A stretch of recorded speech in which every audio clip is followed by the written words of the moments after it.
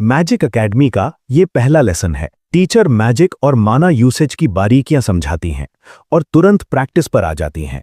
वो स्टूडेंट से अपने स्टाफ्स उठाने और अपनी मैजिक पावर इकट्ठा करने को कहती हैं। उन्हें लाइट की एक इमेज इमेजिन करनी है और सबसे सिंपल इनकैंटेशन चिल्लाना है, लाइट। वो उन्हें तब तक कोशिश करने को कहती हैं जब तक उनका माना खत्म न हो जाए। कुछ ही कोशिशों के बाद कई स्टूडेंट्स पूरी तरह एग्जॉस्टेड हो जाते हैं। टीचर को इससे कोई हैरानी नहीं होती। भले ही लाइट स्पेल सबसे आसान हो, लेकिन नए स्टूडेंट्स को इसे सही से कास्ट करने में कम से कम 8 महीने की प्रैक्टिस लगती है।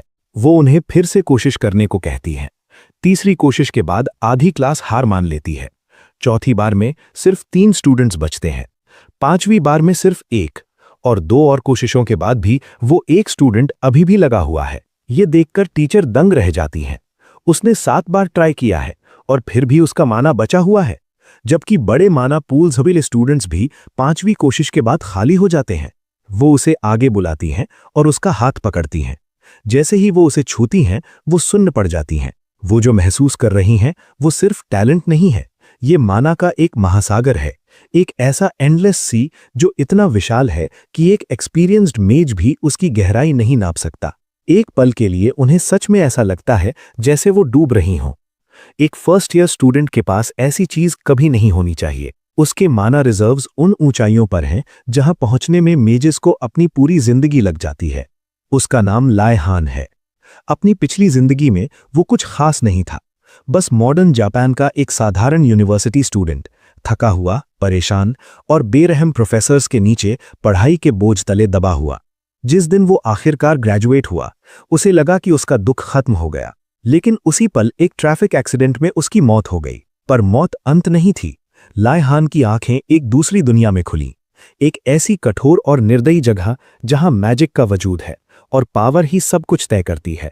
उसका पुनर्जन्म वार्डनस फैमिली में हुआ, जो एम्पायर की सबसे खौफनाक मेज ब्लड लाइन्स में से एक है। एक ऐसा खानदान जो डरावनी अफवाहों, एंशिएंट स्पिरिट्स, ड्रैगन्स और उन मेजेस से घिरा है जिन्होंने कभी पूरे के पूरे शहरों को नक्शे से मिटा दिया था। लेकिन लाय हान इस खानदान का चोजन एयर नहीं था। इस फैमिली में सिर्फ पहले बच्चे को ही सब कुछ मिलता है, बाकी सबको अपने दम पर सरवाइव करना पड़ता है। दूसरे प्रोडिजीज की तरह लाय हान ने कभी शोहरत या दुनिया जीतने के सपने नहीं देखे। अपनी पिछली जिंदगी की तकलीफों के बाद वो सिर्फ एक चीज चाहता था, एक सुरक्षित, स्टेबल और शांत जिंदगी। और इस दुनिया में सरवाइव करने का सबसे भरोसेमंद तरीका हीरो बनना नहीं, बल्कि एक मेज बनना है। साल बीत गए। लाय हान ने अपनी बॉडी को ट्रेन किया, अपने अनुशासन को धार दी और आने वाले खतरों के लिए खुद को तैयार किया। ये जानते हुए भी कि जादू कितना घातक हो सकता है, फिर भी उसने इसी रास्ते को चुना। आखिरकार उसकी राह उसे उस सबसे डरावनी जगह ले आई जहां कोई युवा मेज कदम रख सकता है, इंपीरियल मैजिक एकेडमी आइनरोगार्ड। ये एक ऐसा मैजिक स्कूल है जहां स्टूडेंट्स भूखे मरते हैं, जहां फेल होने का मतलब मौत हो सकता है और जहां का हेडमास्टर खुद एक लिच है। और अब वो यहां खड़ा है, एकेडमी के गेट्स के सामने, उन सैकड़ों नए स्टूडेंट्स के साथ जो अंदर जाने के लिए बेताब हैं। एकेडमी के गेट्स खुलते हैं, एक गहरी और रौबदार आवाज गूंजती है जो नए आने वालों को इडियट्स कहती है और चेतावनी देती है कि आइनरोगार्ड में दिखने वाली हर चीज एक इल्यूजन है। लाय हान एक जबरदस्त मैजिकल प्रेशर महसूस करता है और पहचान जाता है कि ये बोलने वाला और कोई नहीं बल्कि स्कूल का कुख्यात हेडमास्टर है।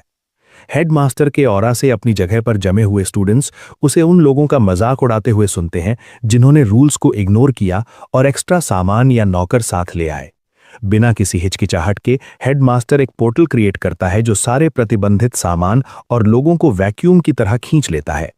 फिर वो स्टूडेंट्स को मैट्रिकुलेशन के लिए मेन बिल्डिंग में जाने का ऑर्डर देता है। जैसे जैसे दिन आगे बढ़ता है, हेडमास्टर की पहचान एक लिच के रूप में कंफर्म हो जाती है।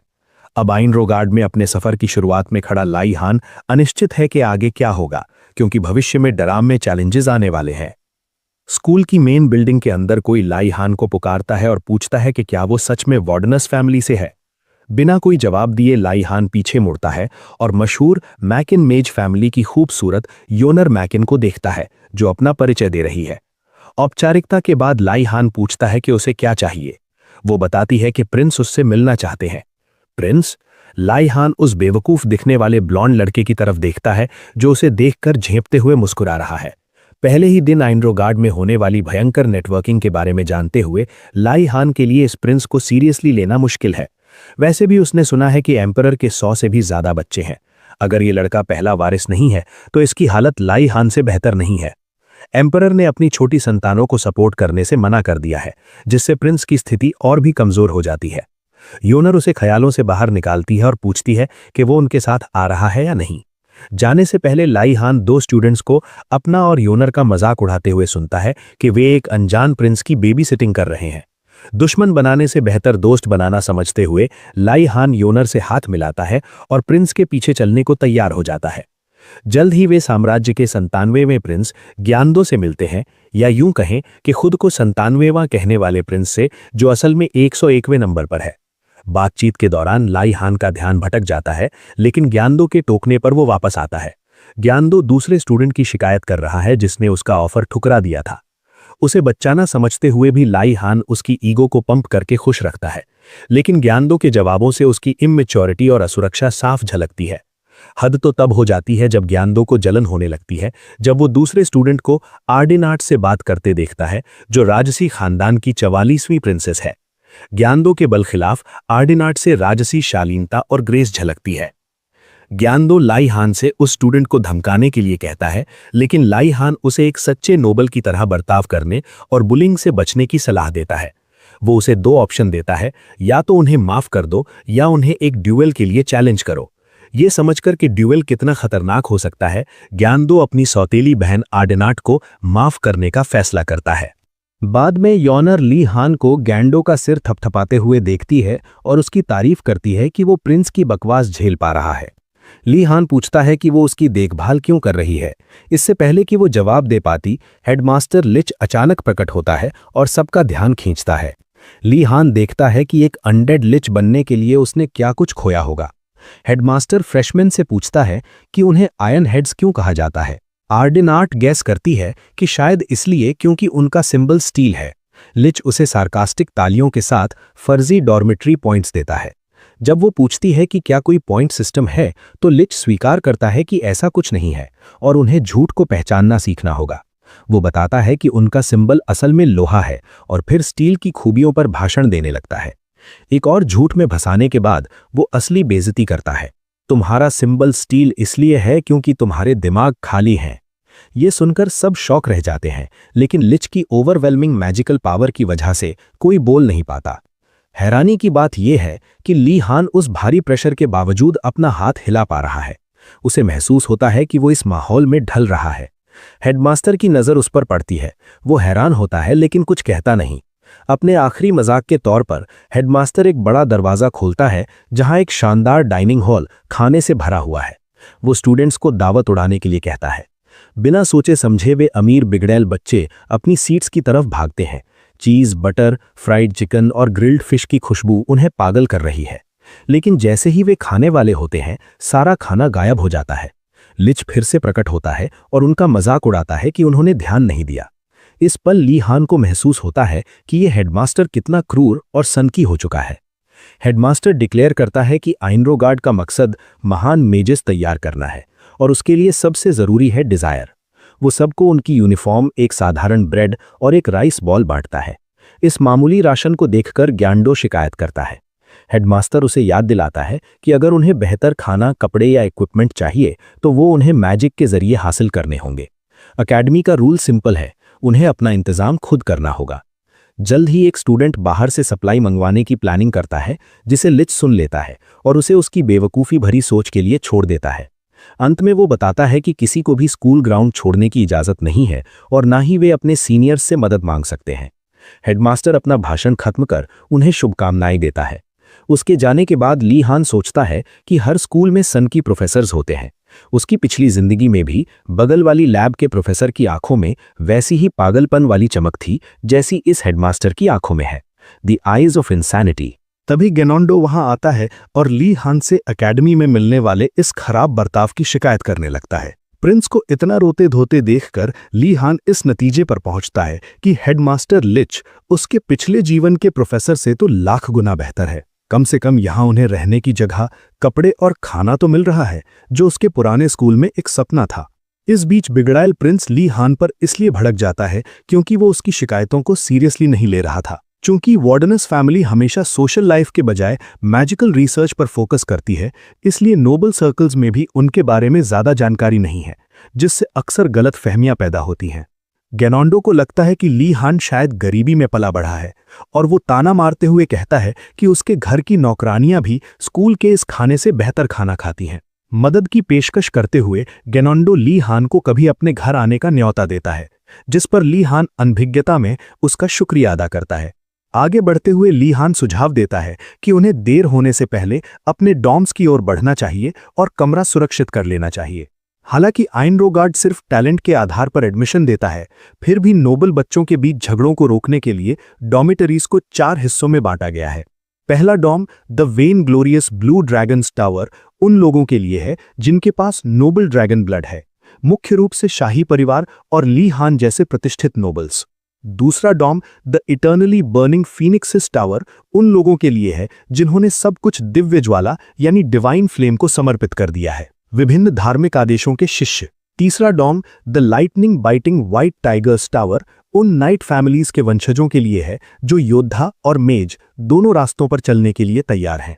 और अंत में द ऑमनिसिएंट ब्लैक टर्टल्स टावर उन लोगों के लिए है जिनके पास अंतहीन धैर्य है, यानी किसान, नौकर, गुलाम, जोकर, बेघर लोग, व्यापारी और नए उभरते हुए छोटे नोबल्स। अंतिम डॉर्मिटरी के सदस्यों को अक्सर नीची नजर से देखा जाता है, जिससे वे काफी हताश रहते हैं, लेकिन ली हान उन्हें अपने भविष्य के साम्राज्य के लिए बेहतरीन बिजनेस पार्टनर्स के रूप में देखता है। जब वो कॉमनर्स का मुआयना करता है तो उसके चेहरे की स्मग मुस्कान उन्हें थोड़ा असहज कर देती है। ली हान के मन में तो यही चल रहा है कि इन आम लोगों से दोस्ती करना रियल लाइफ बिजनेस एक्सपीरियंस पाने के लिए बहुत जरूरी है। इस बीच एक नोबल लड़का चुप्पी तोड़ते सवाल करता है कि कॉमनर्स जैसे इनडिसेंट लोगों को एडमिशन देने की जरूरत ही क्या थी। ये सुनकर कॉमनर्स उसे घूरने लगते हैं, लेकिन वो बेवकूफ उन्हें चुनौती देता है कि अगर उसने कुछ गलत कहा हो तो वे उसका सामना करे। ली हान, जो नहीं चाहता कि कोई मूर्ख उसके भविष्य के बिजनेस पार्टनर्स की बेइज्जती करे, बीच में आता है। एक ऊंचे दर्जे के नोबल के तौर पर वो उस बेवकूफ को टोकता है और कहता है कि इनडिसेंट वो खुद है जो अपनी फालतू की अकड़ से चिपका हुआ है, जबकि स्कूल में घुसते ही सब कुछ पीछे छूट चुका है।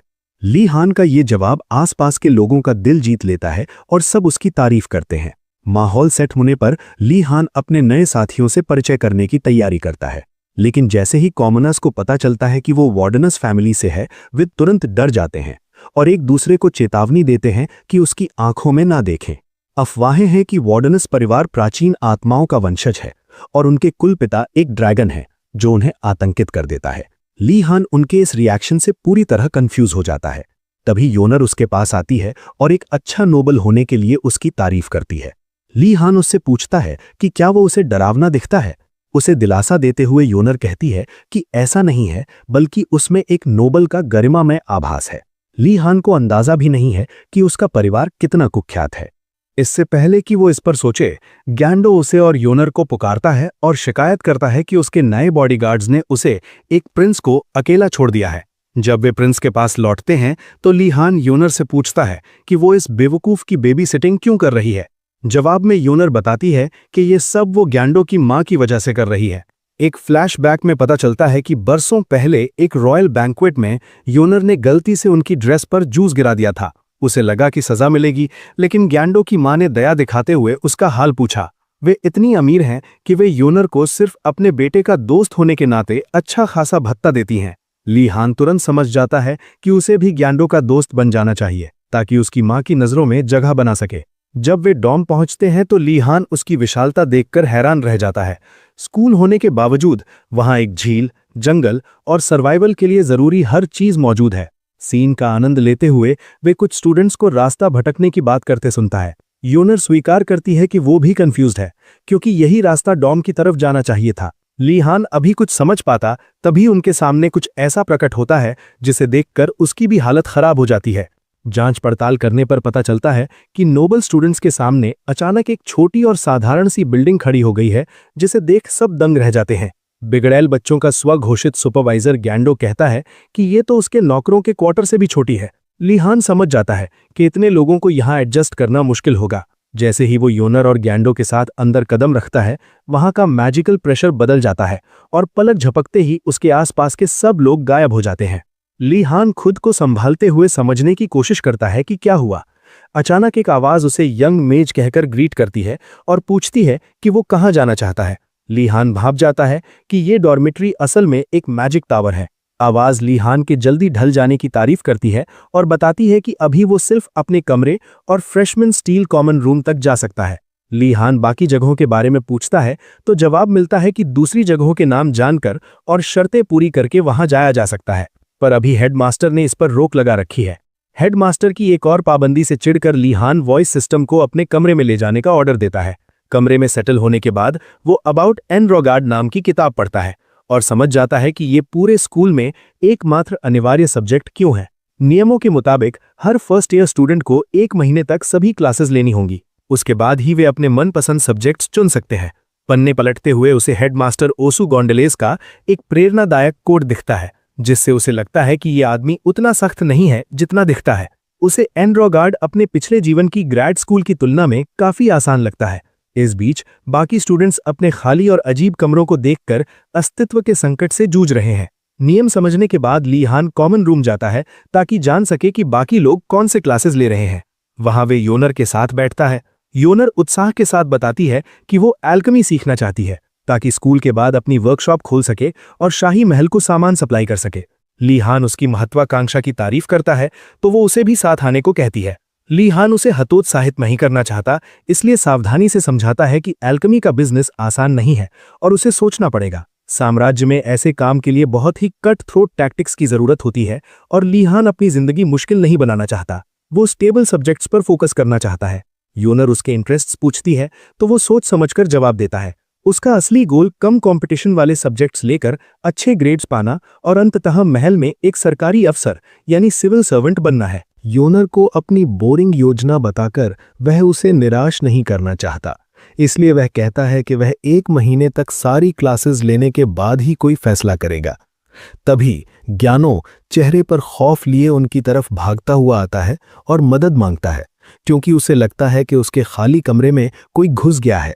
उसकी बेतुकी चीखें सुनकर योनर और ली हान उस मूर्ख को इग्नोर करते हैं और अपनी चर्चा जारी रखते हैं। अगले दिन ली हान और उसके क्लासमेट्स अपनी पहली क्लास में शामिल होते हैं, जहां उन्हें बेसिक्स ऑफ मैजिक समझना है। ये फर्स्ट ईयर के लिए एक अनिवार्य विषय है और हर डॉर्मेट्री के लिए इसकी क्लासेस अलग अलग होती हैं। क्लासरूम के रास्ते में ली हान देखता है कि बाकी स्टूडेंट्स काफी उदास और थके हुए दिख रहे हैं। वह योनर से इसका कारण पूछता है तो वह बताती है कि ज्यादातर लोग भूखे हैं और बिस्तर आरामदायक न होने की वजह से ठीक से सो नहीं पाए हैं। ली हान को ये सुनकर हैरानी होती है कि क्या स्थिति सच में इतनी खराब है। उसे अपने ग्रेड स्कूल का एक पल याद आता है जब उसके दोस्त ने पूरे दिन के खाने के तौर पर उसे एक प्रोटीन बार दिया था। उस वक्त उनका शेड्यूल इतना टाइट था कि ब्रेक लेना मुमकिन नहीं था और प्रोटीन बार खाना ही सामान्य बात थी। एक बार उसके दोस्त ने वादा किया था कि शेड्यूल खत्म होने पर प्रोफेसर्स उन्हें शानदार दावत देंगे, जिस पर ली हान ने मजाक में कसम खाई थी कि अगर दावत में सिर्फ रेमिन निकला तो वह उसे जान से मार देगा। जाहिर है अंत में उन्हें वही पुराने कप नूडल्स और ट्रायंगुलर किम्बाप ही मिले थे। अगर वह उस नर्क से बच निकला था तो यह स्थिति उसके लिए बच्चों का खेल थी। आखिरकार स्टूडेंट्स क्लासरूम पहुंचते हैं। उन्हें राहत मिलती है कि कमरा पहली मंजिल पर ही है, लेकिन जैसे ही वे दरवाजा खोलते हैं उनके होश उड़ जाते हैं। पोडियम पर साफ सुथरे कपड़े पहने एक ट्रोल खड़ी थी। ट्रोल्स अपनी क्रूरता और हिंसक व्यवहार के लिए बदनाम हैं, इसलिए उन्हें एक टीचर के रूप में देखना सबकी उम्मीदों से परे था। बिना किसी हिचकिचाहट के वह ट्रोल सबका स्वागत करती है और उन्हें बैठने के लिए कहती है। वह अपना परिचय गार्सिया किम के रूप में देती है और बताती है कि वह एक हाफ ट्रोल है। वह स्टूडेंट्स को यकीन दिलाती है कि डरने की कोई बात नहीं है। वह लोगों को तब तक नहीं खाती जब तक उसे बहुत तेज भूख न लगी हो। हालांकि गार्सिया सिर्फ मजाक कर रही थी, पर स्टूडेंट्स एक पल के लिए इसे सच मान लेते हैं। अपनी गलती का एहसास होने पर वह मजाक बंद करती है और लेक्चर शुरू करती है। वह समझाती है कि यहाँ सीखी गई मैजिक स्किल्स उनके वयस्क होने तक व्यावहारिक नहीं होंगी, क्योंकि जादू स्वभाव से खतरनाक है। लेकिन स्टील उपनाम के इन भविष्य के मगेज के लिए उसके लेक्चर्स बुनियादी सिद्धांतों यानी फंडामेंटल्स को समझने और अपने अनुकूल तत्व की पहचान करने में मदद करेंगे। वह उनका कॉम्पस यानी मार्गदर्शक बनने का वादा करती है और क्लास से अपना पहला सवाल पूछती है, मैजिक क्या है? टीचर की चहेती स्टूडेंट आर्डनाट खड़ी होकर आत्मविश्वास से जवाब देती है। गार्सिया उसकी तारीफ करती है और विस्तार से समझाती है कि मैजिक असल में उन ओरिजिन्स से जादुई शक्ति और माना उधार लेने की प्रक्रिया है। स्कूल में एडमिशन पाने वाले हर व्यक्ति में मैजिक पावर को महसूस करने की क्षमता होनी चाहिए। सबसे जरूरी बात यह है कि जादू का इस्तेमाल करने के लिए जागरूकता काफी नहीं है, इसके लिए मैजिक और माना पावर का सटीक संयोजन चाहिए। वह आगे बताती है कि जादू अक्सर मंत्रों, सामग्रियों या इशारों पर निर्भर करता है, लेकिन इसका असली केंद्र व्यक्ति की इच्छा शक्ति है। अपनी बात संक्षिप्त करते हुए गार्सिया सबको खड़ा होने और खुद जादू ट्राई करने को कहती है। वो उन्हें अपने स्टाफ्स निकालने और मैजिक पावर इकट्ठा करने का निर्देश देती है। वो सलाह देती है कि रोशनी, लाइट की इमेज इमेजिन करते हुए अपनी शक्ति पर नियंत्रण बनाए रखें। यॉनर के लिए इसे कंट्रोल करना किसी जंगली घोड़े को काबू करने जैसा चुनौतीपूर्ण लग रहा था। गार्सिया उन्हें एक छोटा सा मंत्र चिल्लाने को कहती है, ओ लाइट। वो बताती है कि छोटे मंत्रों से फोकस बना रहता है। ली हान हर स्टेप को ध्यान से फॉलो करता है। पहली बार में वो पूरी तरह सफल तो नहीं होता, पर अपनी वैंड पर एक धुंधली और अस्थिर रोशनी पैदा करने में कामयाब रहता है। जल्द ही यॉनर, आर्डेनाट और यहां तक कि ग्यांडो भी लाइट पैदा कर लेते हैं। हालांकि ग्यांडो का जादू बेकाबू होने लगता है, जिससे गार्सिया को बीच में आकर उसे चोटिल होने से बचाना पड़ता है। हादसे के बाद गार्सिया सबको चेतावनी देती है कि कंट्रोल खोने के गंभीर परिणाम हो सकते हैं। वो उन्हें तब तक प्रैक्टिस करने के लिए प्रोत्साहित करती है जब तक उनके पास मैजिक पावर बची है। दूसरी कोशिश के बाद कई अमीर बच्चे शिकायत करने लगते हैं और 1/3 क्लास हार मान लेती है। गार्सिया जानती है कि इल्यूमिनेट सबसे बेसिक स्पेल है, फिर भी इसे मास्टर करने में 1 महीना लगता है। तीसरी कोशिश के बाद आधी क्लास थक कर बैठ जाती है। ये सिलसिला चलता रहता है और छठी कोशिश तक आते आते सिर्फ एक ही स्टूडेंट खड़ा रह जाता है, ली हान। 7वीं बार कोशिश करने से पहले ली हान गार्सिया से इजाजत मांगता है कि क्या वो अकेले प्रैक्टिस जारी रख सकता है। गार्सिया दंग रह जाती है। वो सोचती है कि उसने 7 बार कैसे कर लिया। आमतौर पर बड़े माना भंडार वाले स्टूडेंट्स भी 5वीं बार में खाली हो जाते हैं। वो समझाती है कि मैजिक पावर, जिसे अलग अलग कबीले अलग अलग नामों से जानते हैं, मेजेस के लिए मुख्य ऊर्जा स्रोत है। चूंकि हर स्पेल के साथ ये खर्च होती है, नए मेजेस जल्दी थक जाते हैं। ली हान का अभी भी खड़ा रहना असाधारण था। वो उसे पोडियम पर बुलाकर उसका हाथ पकड़ती है और उसका माना लेवल चेक करती है।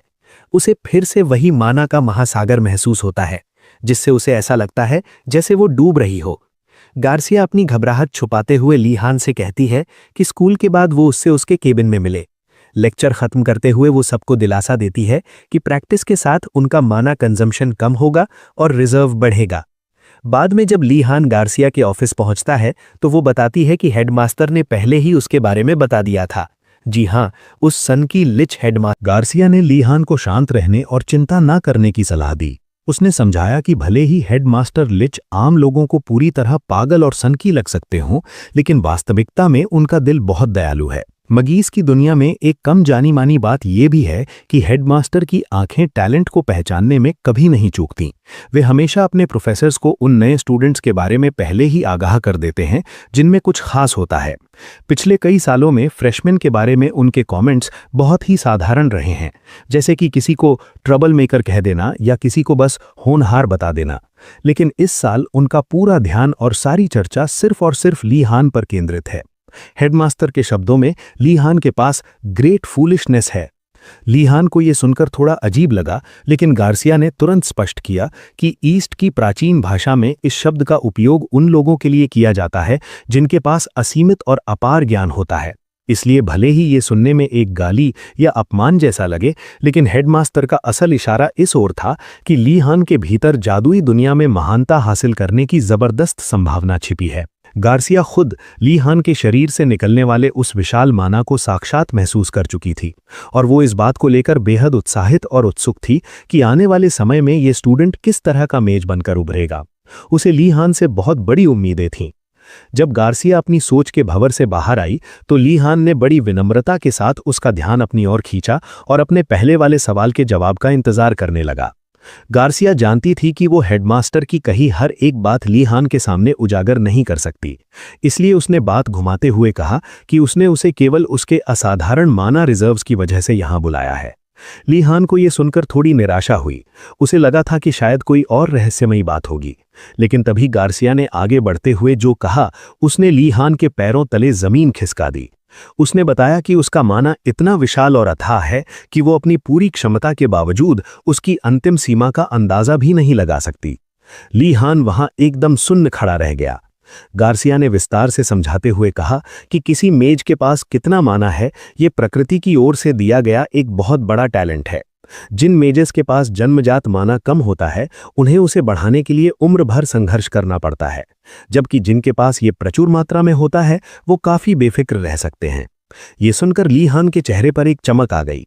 उसे लगा कि अब उसका आगे का रास्ता बहुत आसान होने वाला है, लेकिन तभी गार्सिया ने एक ठंडी आह भरी और उसकी इस ताकत को दुर्भाग्यपूर्ण करार दे दिया। ली हान ने चौंक कर पूछा कि इसका क्या मतलब है। गार्सिया ने गंभीरता से समझाया कि जरूरत से ज्यादा माना होना अपने आप में एक बहुत बड़ी समस्या है।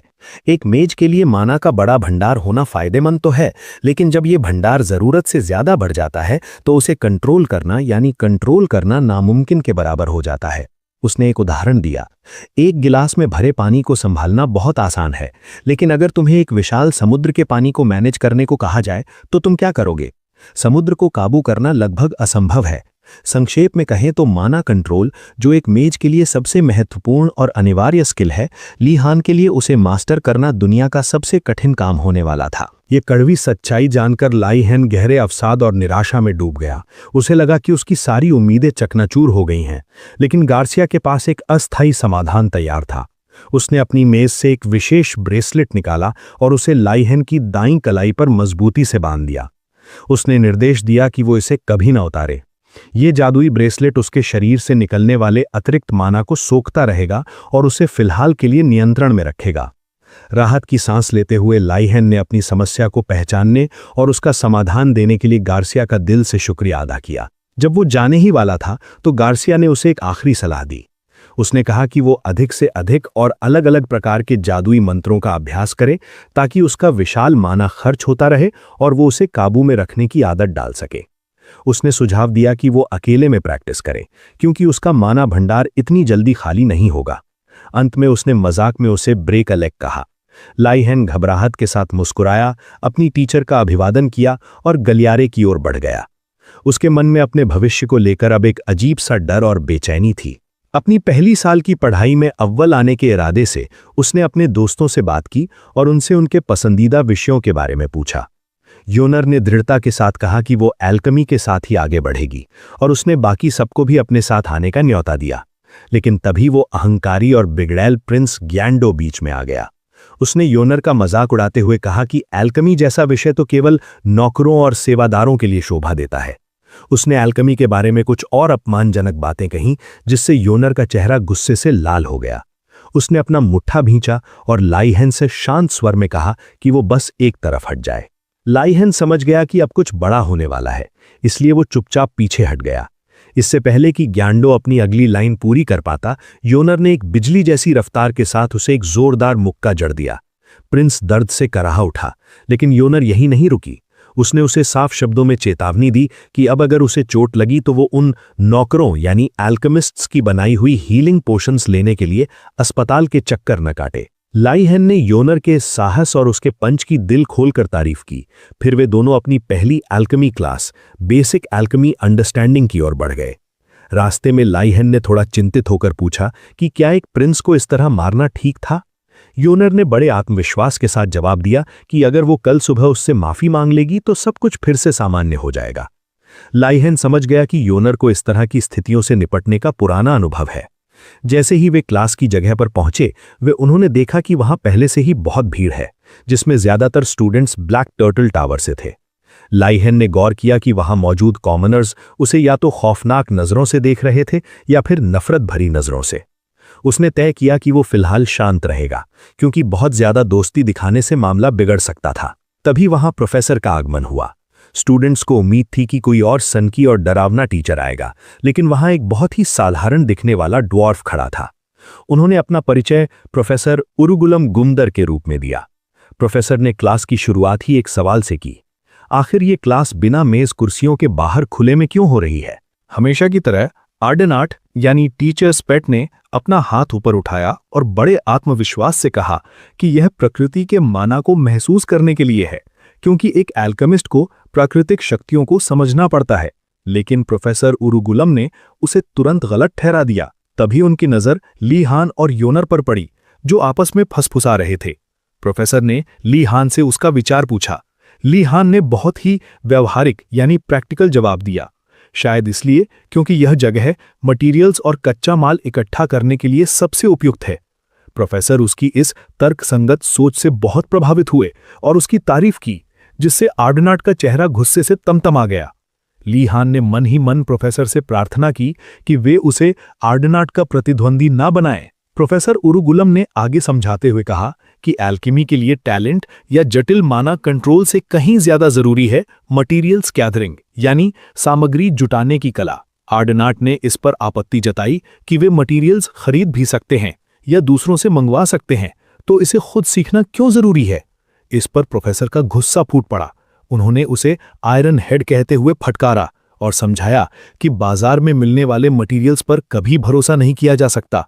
एडवेंचरर्स अक्सर जड़ी बूटियों को इतनी बेरहमी से उखाड़ते हैं कि उनके औषधीय गुण नष्ट हो जाते हैं। इसलिए एक सच्चे एल्केमिस्ट को खुद अपने हाथ गंदे करने पड़ते हैं। उन्होंने सबको एक दुर्लभ जड़ी बूटी डू अर्ब के चित्र वाले जादुई स्क्रोल्स बांटे और आदेश दिया कि वे इसे जंगल से ढूंढ कर लाएं और खाली हाथ वापस ना आएं। ली हान और यूनर ने जड़ी बूटी को पहचान लिया। ये जहर उतारने वाले एंटीडोट्स में इस्तेमाल होती थी। जंगल की ओर देखते हुए ली हान को चिंता हुई कि अकेडमी नए छात्रों को इतनी खतरनाक जगह अकेले क्यों भेज रही है। उसने और यूनर ने फैसला किया कि उन्हें अपनी टीम में किसी तीसरे व्यक्ति को शामिल करना चाहिए। राजकुमारी आर्डेनाट के पास तो पहले ही भीड़ लगी थी और ग्यांडो से किसी मदद की उम्मीद करना बेकार था। तभी ली हान की नजर ब्लैक टर्टल टावर की एक लड़की पर पड़ी। छोटे बाल, मजबूत पैर और हाथों पर पड़े मेहनत के निशान। वो लड़की नीलिया उत्तरी साम्राज्य के कुख्यात शैडो पेट्रोल से थी।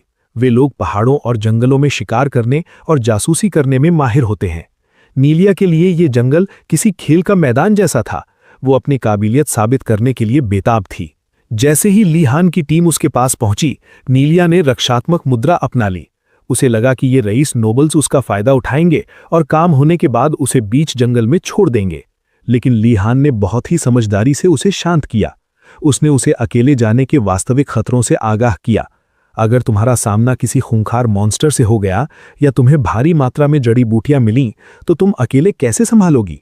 नीलिया को उसकी बातों में दम लगा और यहीं से उनकी इस अजीब लेकिन दिलचस्प टीम की शुरुआत हुई। नीलिया के चेहरे पर अभी भी शक के बादल मंडरा रहे थे, पर जैसे जैसे ली हान उसके मन की बातें एक एक करके डिकोड करने लगा, उसकी आंखें फटी की फटी रह गईं। ली हान ने मुस्कुराते हुए चुटकी ली, देख नीलिया, मुझे पता है तू क्या सोच रही है, पर यकीन मान, अकेले हीरो बनने के चक्कर में यहां सिर्फ गेम ओवर होता है। साथ चलेगी तो फायदे में रहेगी। नीलिया ने एक ठंडी सांस भरी और आखिरकार घुटने टेक दिए।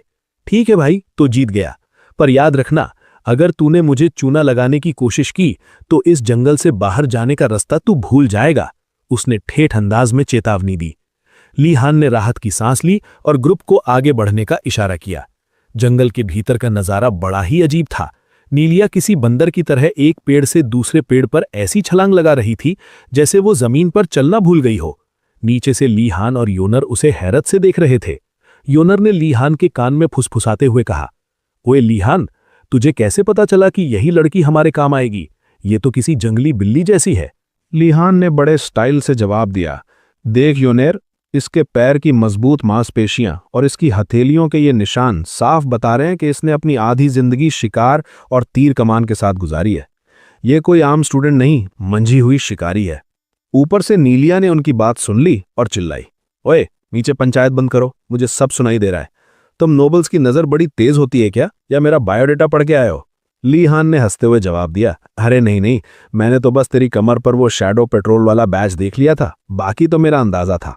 सफर के दौरान ली हान ने नीलिया की टांग खिंचाई जारी रखी, यहां तक कि योनेर को बीच में पड़ना पड़ा। योनेर ने नीलिया से कहा, नीलिया थोड़ा धीरे चलो यार, हमारे साथ कदम से कदम मिलाकर। नीलिया ने ऊपर से झांकते हुए पूछा, क्यों, तुम रईस लोग 2 कदम चलते ही हाफने लगे क्या? ली हान ने तुरंत मोर्चा संभाला, अरे पगली, योनेर ही अकेली है जिसे जड़ी बूटियों की असली पहचान है। अगर ये थक गई या इसे कुछ हो गया तो हम यहां घास फूस बटोरते रह जाएंगे। इसकी हिफाजत ही हमारी सबसे बड़ी जिम्मेदारी है। नीलिया ने फिर एक टेढ़ा सवाल दागा, चलो मान लिया, योनेर बूटी ढूंढेगी, मैं रास्ता दिखाऊंगी, पर तेरा क्या रोल है? तू क्या बस यहां हेयर स्टाइल दिखाने आया है? ली हान जानता था कि अगर उसने अपनी जादुई ताकत की बात की तो नीलिया को बुरा लगेगा, इसलिए उसने सीना ठोक कर कहा, मेरा काम तुम दोनों का बॉडीगार्ड बनना है, मैं तुम लोगों की ढाल हूं। नीलिया ने उसे ऊपर से नीचे तक देखा और ताना मारा, अच्छा बॉडीगार्ड, शक्ल से तो किसी नाइट खानदान के चश्मो चिराग लगते हो, फिर इस ब्लू टावर में क्या घास छील रहे हो? ली हान ने शांत स्वर में जवाब दिया, मैं वार्डनस फैमिली से हूं। यह नाम सुनते ही नीलिया का बैलेंस बिगड़ गया और वो गिरते गिरते बची। उसका चेहरा एकदम सफेद पड़ गया। क्या वार्डनस, तू मजाक कर रहा है ना? उसने कांपती आवाज में पूछा। ली हान ने योनेर की तरफ देखा और बोला, यार योनेर, ये मेरे खानदान का नाम सुनते ही लोग ऐसे क्यों रिएक्ट करते हैं जैसे मैंने किसी की भैंस खोल ली हो? क्या मेरा खानदान सच में इतना डरावना है? योनेर ने उसे साइड में ले जाके समझाया, देख भाई, तेरे खानदान की कहानियां सुनकर अच्छे अच्छों की गिगी बन जाती है। लोग कहते हैं तेरे दादा असल में खूंखार ड्रैगन थे जिन्होंने अनडेड फ्रेंजी के दौरान अपनी एक फूंक से हजारों लाशों को राख कर दिया था।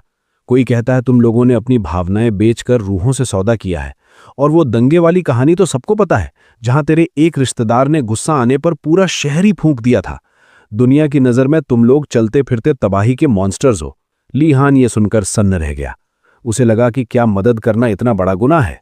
नीलिया ने जब ली हान की आंखों में वो उदासी देखी तो उसे लगा कि अफवाहें शायद बढ़ा चढ़ाकर कही गई हैं। उसने माहौल हल्का करने के लिए कहा, अरे छोड़ो ये पुरानी बातें, काम पे ध्यान दो। कुछ दूर और चलने के बाद नीलिया अचानक रुक गई। उसने जमीन पर कुछ बड़े निशान देखे। ठहरो, ये देखो, उसने हाथ से इशारा किया। ये किसी बड़े मॉन्स्टर के ताजा निशान हैं। और देखो, ये निशान छिछले हैं, मतलब वो जीव जानबूझकर अपने पैरों के निशान छुपा रहा था। बड़ा शातिर शिकारी लग रहा है। नीलिया की आंखों में एक अजीब सी चमक थी। योनेर को यह सब बोरिंग लग रहा था, तो नीलिया ने तुरंत माफी मांग ली। पर ली हान ने उसे चौंका दिया, नहीं नीलिया, मुझे और बताओ, ये और क्या क्या कर सकता है? नीलिया को यकीन नहीं हुआ कि एक वार्डनस उससे शिकार के दावपेच सीखना चाहता है। उसने चेतावनी दी, देख, ये जंगल हेडमास्टर के छोड़े हुए खतरनाक एक्सपेरिमेंट से भरा पड़ा है, संभल कर रहना होगा। ली हान ने उससे ट्रैकिंग सीखने की जिद की तो नीलिया का दिल पिघल गया और उसने गुरु बनने की बात मान ली। काफी मशक्कत के बाद उन्हें डू हर्ब मिल गई। योनेर खुश होकर बोली, मिल गई, लेकिन यहां तो सिर्फ 2 ही पौधे हैं, हमें पास होने के लिए 3 चाहिए। ली हान ने कहा, कोई बात नहीं, थोड़ा और आगे देखते हैं। लेकिन तभी झाड़ियों में एक जोरदार हलचल हुई और उनके सामने एक पहाड़ जैसा मॉन्स्टर बोर आ खड़ा हुआ। उसकी आंखों में दरिंदगी साफ दिख रही थी। नीलिया चिल्लाई, ये कोई मामूली सुअर नहीं है, ये असली वाला मॉन्स्टर है, भागो। लेकिन ली हान ने भागने के बजाय अपनी जादुई स्टाफ कसकर पकड़ ली। उसने उसकी लंबाई बढ़ाई और उसे एक भाले की तरह तैयार कर लिया। नीलिया को लगा था कि वो कोई बड़ा जादू फेंकेगा, पर ली हान ने कहा, अभी जादू की फुर्सत नहीं है, इसे तो मैं पुराने तरीके से ही निपटाऊंगा। नीलिया ने एक देसी बैकअप प्लान दिया, देख ली हान, अगर मामला बिगड़ा तो तू योनेर को कंधे पर लाद के पतली गली से निकल लेना, मैं इस सांड को संभाल लूंगी। ली हान ने उसका शुक्रिया अदा किया और उस मॉन्स्टर की तरफ बढ़ा। उसे अपने गुरु अरलोंग की ट्रेनिंग याद आई। हथियार कोई भी हो, चलाने वाले का इरादा पक्का होना चाहिए। ली हान ने अपनी स्टाफ में अपना सारा माना झोंक दिया और एक बिजली जैसी फुर्ती के साथ उसे सीधे सुअर के मुंह के अंदर घुसा दिया। एक ही वार में वो भारी भरकम जानवर ढेर हो गया। नीलिया और योनेर की बोलती बंद हो गई। अबे भाई, तूने इसे बिना किसी जादू के बस एक डंडे से मार गिराया, तू इंसान है या यमराज का छोटा भाई? नीलिया ने हैरत से पूछा। ली हान ने बस एक गहरी सांस छोड़ी। उसे खुद नहीं पता था कि उसने अनजाने में अपनी स्टाफ को माना से इतना मजबूत कर दिया था कि वो लोहे को भी काट दे।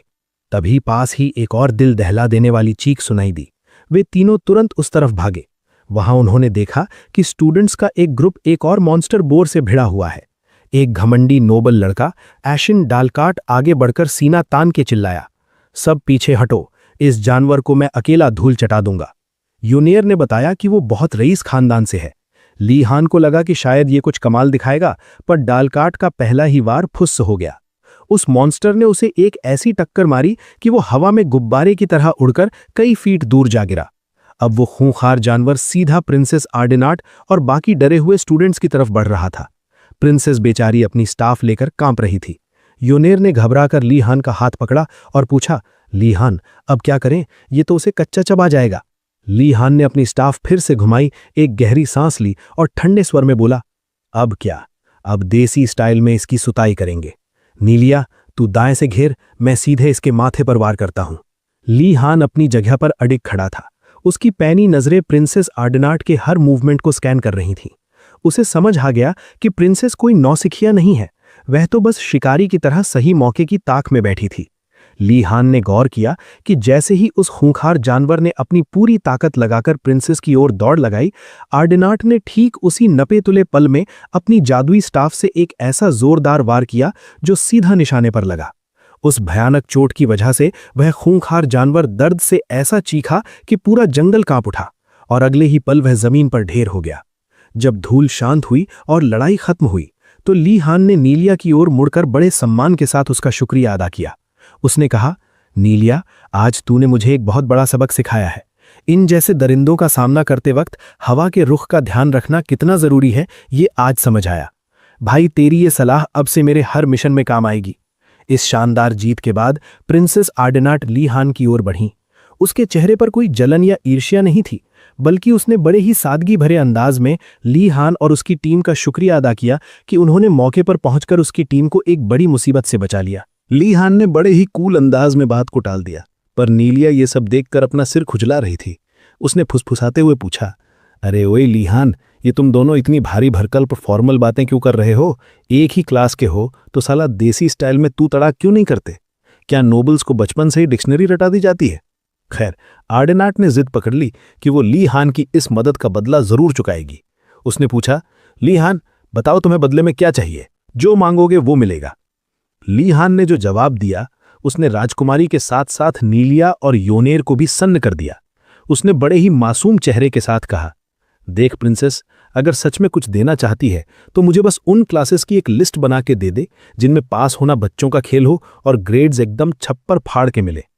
आर्डिनाट को पहले लगा कि शायद ये वार्डन्स खानदान का कोई नया मजाक है या वो उसकी परीक्षा ले रहा है, पर जब ली हान ने बड़े ही सीरियस होकर वही बात दोहराई तो उसे यकीन हो गया कि ये बंदा सच में शॉर्टकट का दीवाना है। इससे पहले कि राजकुमारी अपना मुंह खोलती, झाड़ियों के पीछे छिपकर सारी पंचायत सुन रहे प्रोफेसर उरुगुलम अचानक किसी जिन्न की तरह प्रकट हुए। अरे बेटा, इस सवाल का जवाब तो मेरे पास लिखा हुआ रखा है, उन्होंने चिल्लाकर कहा। ली हान को उन्हें देखकर वैसी ही मनहूस और डरावनी वाइब आई जैसी उसे अपने पिछले जन्म के उन खड़ूस ग्रेजुएट स्कूल प्रोफेसर्स से आती थी, जो खून चूसने के लिए मशहूर थे। प्रोफेसर उरुगुलम ने ली हान के कंधे पर हाथ रखा और कहा, ली हान, अगर तुझे अपनी जिंदगी आसान बनानी है तो मेरी एल्केमी क्लास ही तेरे लिए मोक्ष का रास्ता है। ली हान ने खुद को संभाला, एक लंबी सांस ली और बड़े ही मक्खन लगाने वाले अंदाज में बोला, सर, मुझे लगता है कि अगर किसी के दिल में जुनून और लगन हो तो एल्केमी में वो झंडे गाड़ सकता है। प्रोफेसर तो जैसे इसी डायलॉग के इंतजार में बैठे थे। उन्होंने गदगद होकर कहा, वाह बेटा, अगर तेरे अंदर जुनून है तो उसे प्यार में बदलना अब मेरी जिम्मेदारी है। तू बस मेरा हाथ थाम ले। हालांकि वहां खड़े बाकी रईसजादे ली हान को ऐसी नजरों से देख रहे थे जैसे वो उसे कच्चा चबा जाएंगे, क्योंकि प्रोफेसर उस पर जरूरत से ज्यादा मेहरबान थे। ली हान ने माहौल बिगड़ता देख चतुराई दिखाई और कहा कि वो अभी और भी ऑप्शंस देखना चाहता है, जिसके बाद प्रोफेसर ने उस दिन की क्लास बर्खास्त कर दी। बाकी स्टूडेंट्स की किस्मत उतनी अच्छी नहीं थी। उन्हें कोई सुअर तो नहीं मिला, पर इस मटीरियल हंट के चक्कर में उनकी शामत जरूर आ गई थी। तभी एशन डालकाट अपनी सूजी हुई और काली पड़ चुकी आंख को सहलाता हुआ प्रोफेसर के पास पहुंचा और इल्जाम लगाया, सर, आपने जानबूझकर हमें मौत के मुंह में धकेला है। ये कोई क्लास है या कसाई खाना? प्रोफेसर ने उसे एक कड़क देसी जवाब दिया, ओए डालकाट, एक एल्केमिस्ट को सिर्फ बूटी पीसना नहीं बल्कि ये भी पता होना चाहिए कि कब लड़ना है, कब दुम दबाकर भागना है और कब छिपकर जान बचानी है। आज जो सीखा है वो जिंदगी भर काम आएगा। योनेर ने बीच में टोकते हुए पूछा कि क्या अब भी उन्हें वो डू हर्ब जमा करनी पड़ेगी, जबकि उन्होंने पहले ही 3 सुअरों जितना खतरा मोल लिया है। प्रोफेसर ये जानकर हक्के बक्के रह गए कि ली हान की टीम ने सच में वो दुर्लभ बूटी ढूंढ ली है। उन्होंने फौरन तीनों को पास घोषित कर दिया और ली हान को एल्केमी क्लास में फिक्स कर दिया। ली हान को लगा कि वो एक जाल से निकलकर दूसरे बड़े कुएं में गिर गया है, पर उसने मुस्कुराते हुए कहा, सर, एल्केमी सीखना तो मेरा पुश्तैनी सपना था। प्रोफेसर को ली हान की ये मैच्योरिटी और जमीन से जुड़ाव देखकर बड़ा गर्व महसूस हुआ। इनाम के तौर पर प्रोफेसर ने ली हान को अपनी उस गुप्त केबिन का एक्सेस दे दिया जो जंगल के बीचों बीच थी। ली हान को पहले लगा कि वहां उसे झाड़ू पोछा करना पड़ेगा, पर प्रोफेसर ने असली धमाका किया। वहां खाना और रसद का भंडार था। प्रोफेसर ने कहा, अभी तुम लोगों को इसकी कदर नहीं है, पर जब 1 हफ्ता स्कूल की वो घटिया और बेस्वाद रोटियां चबाओगे तब तुम मेरे नाम की माला जपोगे। ली हान ने तुरंत गणित लगाया। स्कूल का खाना गोबर जैसा है, नोबल्स के पास अपना जुगाड़ है, लेकिन प्रोफेसर की केबिन में ताज़ा सब्जियां, मसाले और असली स्वाद है। मतलब उसे पूरे सेमेस्टर की बफे पार्टी का वीआईपी पास मिल गया था। ली हान के चेहरे की मायूसी 1 करोड़ की लॉटरी वाली मुस्कान में बदल गई। लेकिन ये खुशी और शांति पल भर की थी, क्योंकि प्रोफेसर ने उस घायल सुअर को वापस जंगल में आजाद कर दिया। बाकी नोबल बच्चे तो रोते पीटते अपने अपने टावर की तरफ निकल गए, पर ली हान का दिमाग तो अब राशन की जमाखोरी में लग गया था। वो नीलिया और योनेर को साथ लेकर केबिन पहुंचा। वहां उसने सुअर के विशाल शरीर को देखा और उसे काटने की तैयारी करने लगा। योनेर ने जब ली हान के चेहरे पर थोड़ी हिचकिचाहट देखी तो उसने बड़े दिल से कहा, देख भाई, अगर तू मुझे थोड़ा मांस देगा तो मैं तेरी मदद करने को तैयार हूं। नीलिया को यह सब बड़ा अजीब लग रहा था। उसने तंज कसा, ओए ली हान, तू सच में ये सब अपने हाथों से करेगा? मैंने सुना है तुम नोबल्स तो साबुन लगाने के लिए भी नौकर रखते हो। ली हान ने पलटकर बड़े ही देसी अंदाज में पूछा, क्यों नीलिया, तुझे क्या लगा मैं बस चम्मच से खाना जानता हूं? वैसे ये बता, तू शुद्ध शाकाहारी है या तुझे असली मांस से एलर्जी है? नीलिया अपनी काबिलियत और खानदानी शिकारी ईगो को बचाने के लिए तुरंत मैदान में उतर आई।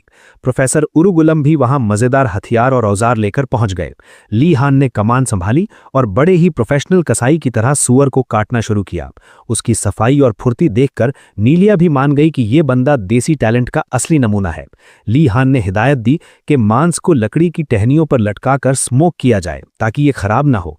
उसने कसम खाई कि वो जानवर का एक एक हिस्सा बचाएगा, यहां तक कि उसकी अंतड़ियों से भी सॉसेज बनाने की प्लानिंग कर ली। जब मांस स्मोक हो रहा था और उसकी सौंधी खुशबू पूरे जंगल में फैल रही थी, ली हान ने मौका देखकर प्रोफेसर से मक्खन और ताज़ा ब्रेड की फरमाइश कर दी। प्रोफेसर उसकी बातों के जाल में ऐसे फंसे कि अपनी पैंट्री से सबसे बढ़िया मक्खन और जैम निकाल लाए। जंगल के बीच बहते झरने के किनारे उन तीनों ने ऐसी दावत उड़ाई कि बड़े बड़े राजा महाराजा भी जल भुन जाएं। योनेर ने जैम की तारीफ करते हुए कहा, सर, आपके इस जैम ने तो ली हान के हाथ के स्मोक्ड मीट में आग लगा दी है। कई दिनों की भूख और थकान के बाद उन तीनों ने पहली बार सुकून से डकार ली। दावत खत्म होने के बाद ली हान और योनेर बचे हुए मांस को पोटलियों में पैक करने लगे। नीलिया ने बड़े भोलेपन से सुझाव दिया, यार ये काफी ज्यादा है, क्यों ना हम इसे अपने टावर के दूसरे गरीब स्टूडेंट्स के साथ बांट लें। ली हान और योनेर की आंखों में अचानक पैसों की चमक यानी डॉलर साइंस आ गए। उन्हें लगा नीलिया धंधे की बात कर रही है। नीलिया ने सफाई दी, अरे मेरा मतलब मुफ्त में बांटने का था। पर ली हान ने उसे बड़े ही कॉर्पोरेट अंदाज में समझाया, देख मेरी भोली दोस्त, ब्लू ड्रैगन टावर में सबके सब रईसों के बिगड़ैल शहजादे हैं। उनके पास पैसा पानी की तरह है, लेकिन स्वाद की कमी है। अगर हम उन्हें ये प्रीमियम स्मोक्ड मीट देंगे तो वो मुंह मांगी कीमत देंगे। थोड़ा बिजनेस करने में क्या बुराई है? लक्ष्मी घर आ रही है तो आने दे। नीलिया ने अपना सिर पीट लिया, तुम नोबल्स का कुछ नहीं हो सकता। तुम्हारी हर बात पैसे पर आकर ही क्यों रुक जाती है? उसने साफ कह दिया कि वो अपने दोस्तों को ये गिफ्ट में देगी। ली हान ने कंधे उचकाते हुए कहा, तेरी मर्जी नीलिया, पर बाद में जब जेब खाली होगी तो हमें मत कोसना। याद रखना, दोस्ती अपनी जगह और धंधा अपनी जगह। प्रोफेसर उरुगुलम ये सब तमाशा दूर से देख रहे थे। उन्हें समझ आ गया था कि ये तिकड़ी ली हान, योनेर और नीलिया जितनी टैलेंटेड है उससे कहीं ज्यादा आफत मचाने वाली है। उन्होंने मुस्कुराते हुए सोचा कि अब इस सेमेस्टर में जो धमाके होंगे उनके लिए उन्हें अभी से तैयार रहना पड़ेगा। जब ली हान और उसकी दोस्त योनेर वापस when glorious blue dragon tower लौटे तो वहां का नजारा काफी अलग था। ये टावर मुख्य परिसर से कटा हुआ और ताजी जंगली खुशबू से घिरा रहता है। वहां पहुंचते ही उन्होंने अपना असली गेम शुरू कर दिया। उन्होंने प्रोफेसर उरुगुलम की केबिन से लाए गए ताज़ा मांस को बारबेक्यू करना शुरू कर दिया। उनका मास्टर प्लान साफ था, भुने हुए मांस की सौंधी सौंधी खुशबू पूरे डॉर्मिटरी में फैल जाए और उन भूखे नोबल्स की लार टपकने लगे। करीब 30 मिनट ही हुए थे कि उन रईसजादों की नाक में भुने हुए गोश्त की वो जानी पहचानी महक पहुंचने लगी। पहले तो वे सब हक्के बक्के रह गए। उन्हें लगा कि शायद ये कोई सपना है, क्योंकि इस मुश्किल घड़ी में ऐसी दावत की उन्होंने उम्मीद भी नहीं की थी। तभी ली हान ने आवाज लगाई और सबको अपना देसी बारबेक्यू चखने का न्योता दिया। फिर क्या था, देखते ही देखते वहां मेला लग गया। हर कोई सवाल पूछ रहा था कि आखिर ये जादू कहां से हुआ। ली हान ने बड़े ही प्रोफेशनल अंदाज में सबको शांत किया और ऐलान किया, भाइयों और उनकी बहनों, आप सबकी भूख का पक्का इंतजाम हमने कर दिया है। लेकिन जैसे ही सब लोग खाने पर टूटने वाले थे, ली हान ने अपना पत्ता खोला। पर रुको, इस शाही बारबेक्यू की प्लेट 2 चांदी के सिक्के की पड़ेगी। कीमत थोड़ी ज्यादा थी, पर किसी ने चूं तक नहीं की। इन अमीर बच्चों के लिए पैसा बड़ी बात नहीं थी, लेकिन अच्छा खाना एक ऐसा लग्जरी था जिसके लिए वे जान दे सकते थे। देखते ही देखते नोबल ब्रैट्स वहां जम गए और उस नरम मसालेदार मांस पर ऐसे टूट पड़े जैसे बरसों से भूखे हों। ली हान और योनैर दूर खड़े अपनी सेल्स का हिसाब लगा रहे थे। वे खुद हैरान थे कि कीमत 3 गुना करने के बाद भी माल हाथों हाथ बिक गया। वैसे भी उन अनाड़ी नोबल्स के पास और कोई रास्ता नहीं था। वे इतने डफर थे कि उन्हें यह भी नहीं पता था कि जंगल से मांस कैसे लाते हैं। ये तो आम के आम और गुठलियों के दाम वाली बात हो गई। उसी वक्त प्रिंस गैंडो भी योनैर के मुक्के के सदमे से बाहर आया। उसका पेट ऐसे गुड़गुड़ा रहा था जैसे अंदर कोई ढोल बजा रहा हो। बाहर शोर सुनकर और वो कातिलाना खुशबू सूंघकर वो अपनी गुफा से बाहर निकला। ली हान ने उसे देखते ही आवाज दी, आओ गैंडो भाई, बैठो और बाकी सब की तरह दावत का मजा लो। गैंडो बिना सोचे समझे बैठ गया और जैसे ही बोटी उठाने वाला था, ली हान ने उसका हाथ पकड़ लिया। अरे भाई, दोस्ती अपनी जगह है और धंधा अपनी जगह। तुझे भी एक चांदी का सिक्का तो ढीला करना ही पड़ेगा। गैंडो की तो जैसे दुनिया ही उजड़ गई। क्या तू अपने जिगरी यार से पैसे मांगेगा? ली हान ने बड़े ही दार्शनिक अंदाज में उसे समझाया। देख भाई, तू एक प्रिंस है और तेरी रॉयल प्राइड तुझे मुफ्त का खाना खाने की इजाजत कैसे दे सकती है? ये तो तेरी तौहीन होगी। अब दिक्कत ये थी कि गैंडो की जेब में एक फूटी कौड़ी नहीं थी। तभी ली हान ने अपनी दरियादिली दिखाई और उसे एक क्रेडिट कॉन्ट्रैक्ट साइन करने का ऑफर दिया। गैंडो की आंखों में आंसू आ गए। उसने ली हान की तारीफों के पुल बांध दिए। भाई, तू कितना नेक दिल इंसान है। शुक्र है भगवान का कि मुझे तेरे जैसा सच्चा दोस्त मिला। गैंडो ने खुशी खुशी उस कॉन्ट्रैक्ट पर साइन कर दिए, ये सोचकर कि उसने कोई जैकपॉट जीत लिया है, जबकि ली हान और योनैर अपनी हंसी दबाए रखे थे। उस रात सब ने चैन की नींद ली।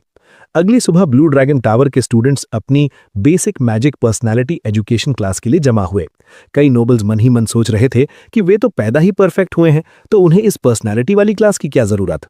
ली हान को उनकी इस अकड़ पर बहुत चिढ़ हो रही थी, पर उसने अपना आपा नहीं खोया।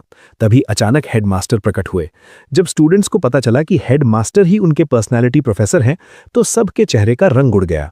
हेडमास्टर ने सबको ऊपर से नीचे तक देखा और उनकी भरी हुई तोंद देखकर ताना मारा।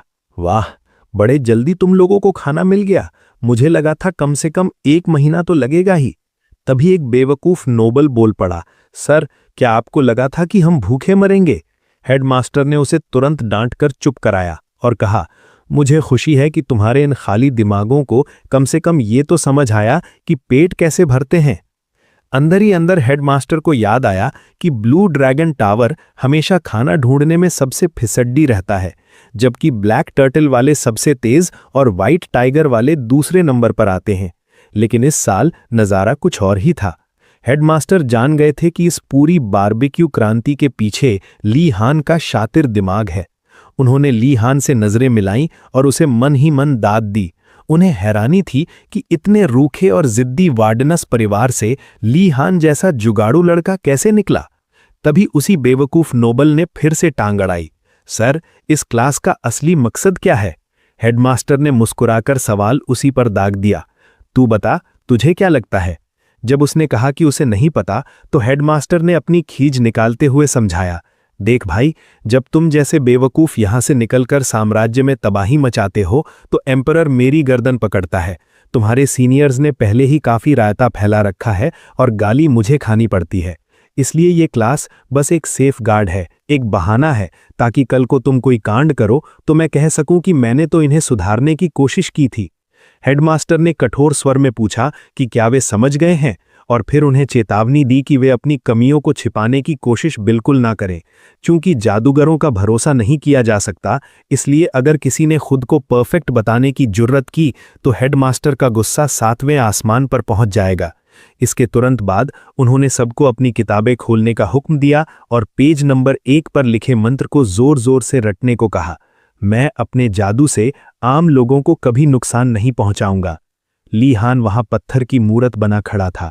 वह मन ही मन सोच रहा था कि क्या ये एक अकेली क्लास उसके इन घमंडी और बिगड़े हुए साथी नोबल्स की सड़ी हुई पर्सनालिटी को सच में सुधार पाएगी। जैसे जैसे वक्त बीता, हेडमास्टर स्टूडेंट्स की फुसफुसाहट से तंग आ गए और उन्हें फौरन चुप होने का आदेश दिया। उन्होंने अपनी इच्छा जाहिर की कि शायद ये क्लास उन्हें थोड़ा और इंसान और दयालु बना सके। आगे बढ़ते हुए उन्होंने 2 वॉलंटियर्स की मांग की जो उनकी मदद कर सकें। ये सुनते ही पूरी क्लास में सन्नाटा पसर गया। हर किसी ने अपनी नजरें फेर लीं क्योंकि सबको दाल में कुछ काला लग रहा था। जब हेडमास्टर ने धमकी दी कि अगर कोई आगे नहीं आया तो वे सबकी जिंदगी नर्क बना देंगे, तब ली हान ने अपना हाथ उठा दिया। उसे उम्मीद थी कि इस मुश्किल काम के अंत में शायद कोई तगड़ा इनाम या बेनिफिट छिपा होगा। हेडमास्टर ने ली हान को अपनी खौफनाक नजरों से डराने की कोशिश की, पर ली हान टस से मस नहीं हुआ। उसने झूठा उत्साह दिखाते हुए कहा कि वह उस प्रोफेसर की सेवा करके बेहद खुश है जिसे वह इतना रिस्पेक्ट करता है। हेडमास्टर उसकी इस मक्खनबाजी को एक पल में भांप गए, पर उन्होंने बात को ज्यादा नहीं खींचा क्योंकि वे जानते थे कि ली हान केवल अपने फायदे के लिए ये नाटक कर रहा है। जैसे जैसे प्रोफेसर अपनी बात कह रहे थे, ली हान को एहसास हुआ कि हेडमास्टर उसके असली इरादों को पूरी तरह भांप चुके हैं। तभी प्रिंस गैंडो को लगा कि ली हान अपनी मौत को दावत दे रहा है। वह चिल्लाया, ओए ली हान, तुझे समझ आ रहा है कि ये सन की हेडमास्टर तेरे साथ क्या करने वाला है? इससे पहले कि वह अपनी बात पूरी कर पाता, एक और नोबल ने उसे टोकते हुए कहा कि ली हान असल में खुद की कुर्बानी दे रहा है ताकि बाकी सब मुसीबत से बच सकें। इस फर्जी महानता की बात सुनकर गैंडो भावुक हो गया और उसने अपने दोस्त के साथ खड़े होने का फैसला किया, लेकिन अफसोस उसकी डरपोक टांगों ने ऐन मौके पर साथ छोड़ दिया। इससे पहले कि वह कोई कदम उठाए, एक और आवाज गूंजी। हेडमास्टर ने दूसरे वॉलंटियर की पहचान एशन डालकाट के रूप में की, वही डालकाट जिसका परिवार कागजी कार्रवाई और दस्तावेजों के काम में माहिर माना जाता है। हेडमास्टर ने उसके नाम पर एक भद्दा सा तंज कसा। जब एशन ने जवाब दिया तो ली हान को तुरंत उस मॉन्स्टर सुअर वाला वाक्या याद आया और वो सोचने लगा कि क्या एशन के दिमाग में भी वही फायदे वाली बात चल रही है जो उसके खुद के मन में है। अपनी बात खत्म करने के बाद एशन ली हान की तरफ मुड़ा और बोला कि ये उसकी पिछली मदद का बदला चुकाने का तरीका है। ली हान ने उसे मना करने की कोशिश की, पर एशन अपने खानदान की स्किल्स और कैलकुलेशन की डींगे हाँकने लगा। हेडमास्टर को लगा कि इन दोनों लड़कों के बीच गहरी दोस्ती है, लेकिन उन्होंने बिना किसी देरी के उन्हें उनके काम के बारे में बताया कि अगली क्लास तक स्टूडेंट सेफ्टी के सारे रूल्स की कॉपियां हाथ से लिखकर तैयार हो जानी चाहिए। ये सुनते ही ली हान और एशन के पैरों तले जमीन खिसक गई। उस शाम दोनों लड़के क्लास के बाद वहीं रुक गए ताकि काम जल्दी शुरू कर सकें। घंटों तक घिस घिस कर लिखने के बाद एशन का सब्र जवाब दे गया और उसका गुस्सा फूट पड़ा। उसने चीखते हुए कसम खाई कि वो हेडमास्टर को कभी माफ नहीं करेगा, खासकर तब जब वो जानता था कि जादू यानी मैजिक के इस्तेमाल से ये काम चुटकी बजाते ही खत्म हो सकता था। ली हान चुपचाप एशन के उस इंसैनिटी वाले रूप को देख रहा था और दुआ कर रहा था कि कहीं वो स्ट्रेस की वजह से ढेर ना हो जाए। इस पूरी स्थिति पर गौर करते हुए ली हान को शक हुआ कि हेडमास्टर ने जानबूझकर उन्हें ये उबाऊ और थका देने वाला काम दिया है ताकि तंग आकर वे खुद हाथ से लिखने के बजाय जादू का इस्तेमाल करने का कोई रास्ता निकालें। अफसोस की बात यह थी कि उनके पास इल्यूमिनेट जैसी बेसिक जादुई स्किल्स की भी कमी थी। ऐसे में जादू से लिखना तो दूर की कौड़ी लग रहा था। तभी ली हान के दिमाग में बिजली कौंधी। उसने तर्क दिया कि अगर हेडमास्टर के सीने में रत्ती भर भी जमीर बचा है तो उसने कहीं ना कहीं कोई हिंट जरूर छोड़ा होगा। एशन ने ली हान की खामोशी देखी और पूछा, भाई क्या खिचड़ी पका रहा है? ली हान ने जवाब दिया कि वो ऐसी किसी चीज की तलाश कर रहा है जो इस मुसीबत से बाहर निकलने में उनकी मदद कर सके। एशन थोड़ा हिचकिचाया, ओए कहीं इसे चोरी तो नहीं माना जाएगा? ली हान ने दलील दी, देख भाई, हमें कोई साफ रूल तो बताया नहीं गया है, तो हेडमास्टर के हॉल में समाधान ढूंढना चोरी नहीं कहलाएगा। एशन को बात लॉजिकल लगी और उसने हार मानते हुए कहा, चल ठीक है, कभी कभी जरूरी काम के लिए हाथ मारना चलता है। दोनों ने कमरा छानना शुरू किया। पूरे हॉल की खाक छानने के बाद ली हान को एक दराज दिखी जो हरी रोशनी से जगमगा रही थी। उसने एशन को आवाज दी क्योंकि उसे वहां से माना निकलता महसूस हो रहा था। जैसे ही उन्होंने दराज खोली, हेडमास्टर का लिच हेड अचानक बाहर निकला और उनकी बेवकूफी पर ठहाके लगाने लगा। ली हान समझ गया कि ये केवल इल्यूजन मैजिक है, फिर भी वो सावधान रहा क्योंकि उसे हेडमास्टर की अगली चाल का डर था। इसके बाद हेडमास्टर का एक रिकॉर्डेड मैसेज बजने लगा जिसमें वो उनका मजाक उड़ा रहा था कि आखिर उन्होंने हार मानकर ये तरीका ढूंढ ही लिया। उसने तंज किया कि अगर वो और ज्यादा देर करते तो ये बड़े शर्म की बात होती। आखिरकार उसने उन्हें first circle magic scrolls use करने के निर्देश दिए और कहा कि जितनी जल्दी हो सके इसे सीख लो। मैसेज खत्म हो गया और दोनों लड़के सिर खुजाते रह गए। हेडमास्टर के इस अनोखे टीचिंग स्टाइल पर एशन को जबरदस्त गुस्सा आया और उसने शिकायत करने की बात की, लेकिन ली हान ने उसे इग्नोर किया और पपायरस स्क्रोल को ध्यान से पढ़ने लगा।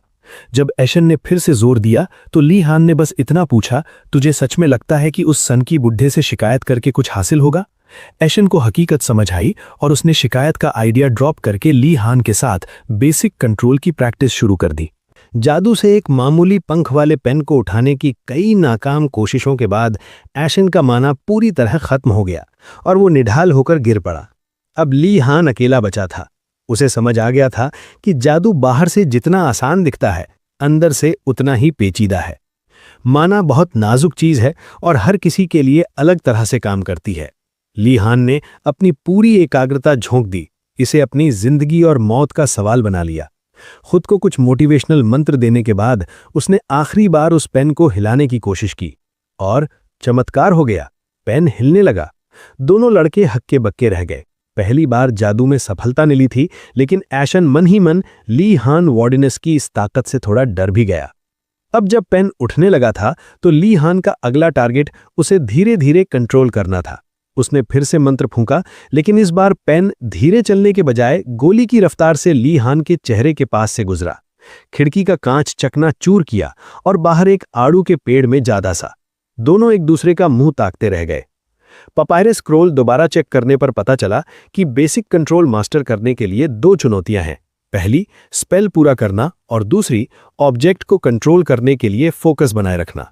स्क्रोल में लिखा था कि स्पेल पूरा करना मुश्किल है, जबकि कंट्रोल करना तुलनात्मक रूप से आसान।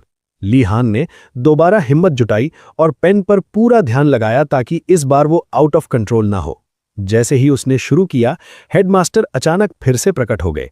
क्यों बच्चों, प्रैक्टिस पूरी हुई या नहीं? अचानक हुई इस एंट्री से ली हान का फोकस बिगड़ गया और वो पेन पूरे कमरे में पागलों की तरह घूमने लगा और सीधा जाकर हेडमास्टर के माथे से टकराया। दोनों लड़के डर के मारे चिल्लाए, नहीं। एशन, जो ली हान के इस अनजाने हमले से बड़ा इंप्रेस था, धीरे से बोला, भाई मैं तेरा फैन हो गया। ली हान ने तुरंत उसे चुप कराया क्योंकि पेन से हेडमास्टर के माथे पर एक खरोंच तक नहीं आई थी। हेडमास्टर ने ली हान की तारीफ तो की, पर अपने स्टाइल में। उसे एक प्रिटी गुड बोगस इडियट कहा। ली हान को ताज्जुब हुआ कि हेडमास्टर चिल्लाने के बजाय अच्छे मूड में लग रहा है। उसने मौके का फायदा उठाकर ऑब्जेक्ट कंट्रोल के लिए टिप्स मांगे। हेडमास्टर ने फिर मजाक उड़ाते हुए कहा, जब स्पेल पूरा कर लिया तो कंट्रोल करने में क्या खाक दिक्कत है। जब ली हान ने अपनी समस्या बताई तो हेडमास्टर ने पहले तो झूठ मूठ का दिलासा दिया कि नए छात्रों के साथ ऐसा होता है, लेकिन जैसे ही ली हान ने राहत की सांस ली, हेडमास्टर ने पलटी मारी।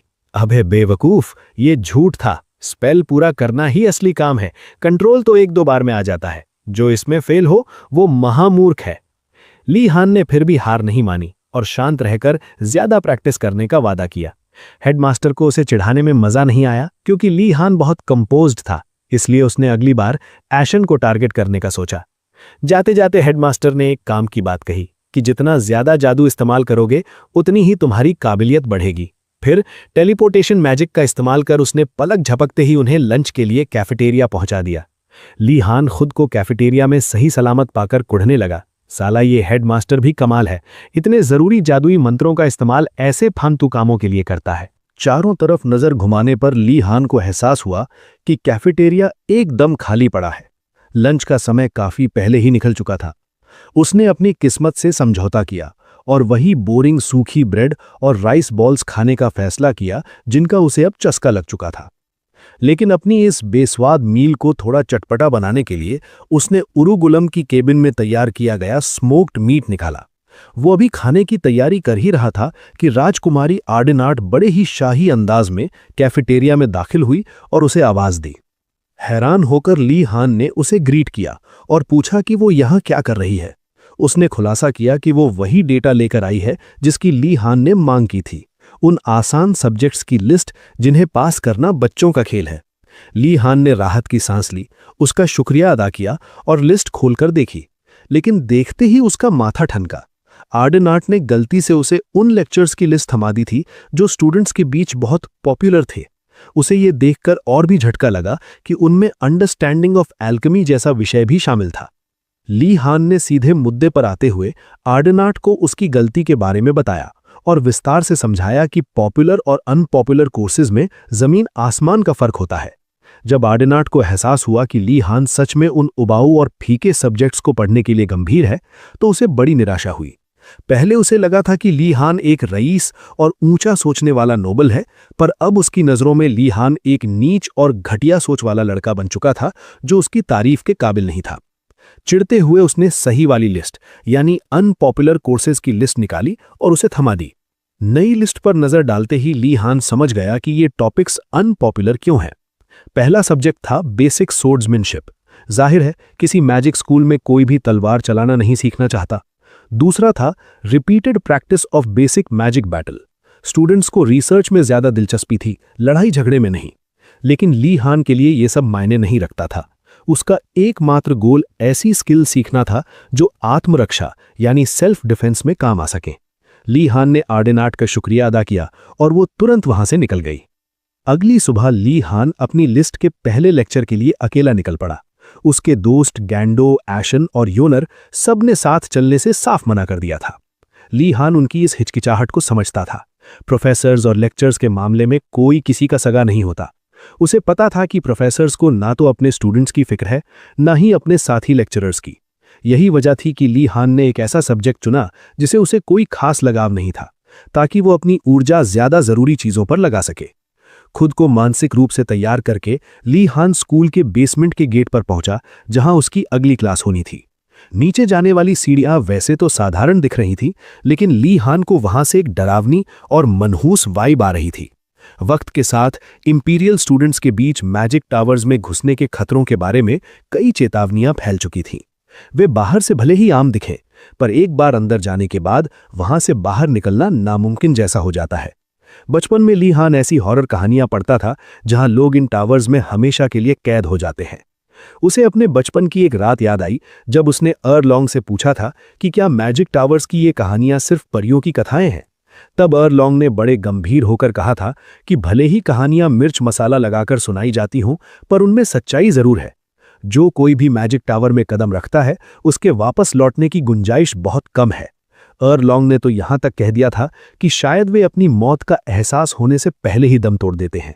वो हंसता खेलता छोटा ली हान उस दिन एकदम सन्न रह गया था और पसीने से तरबतर हो गया था। अब जब वो बड़ा होके इन रिगार्ड का स्टूडेंट बन चुका था, तो उसे अपनी स्कूल ही एक विशाल मैजिक टावर का अंतिम रूप लगने लगी थी।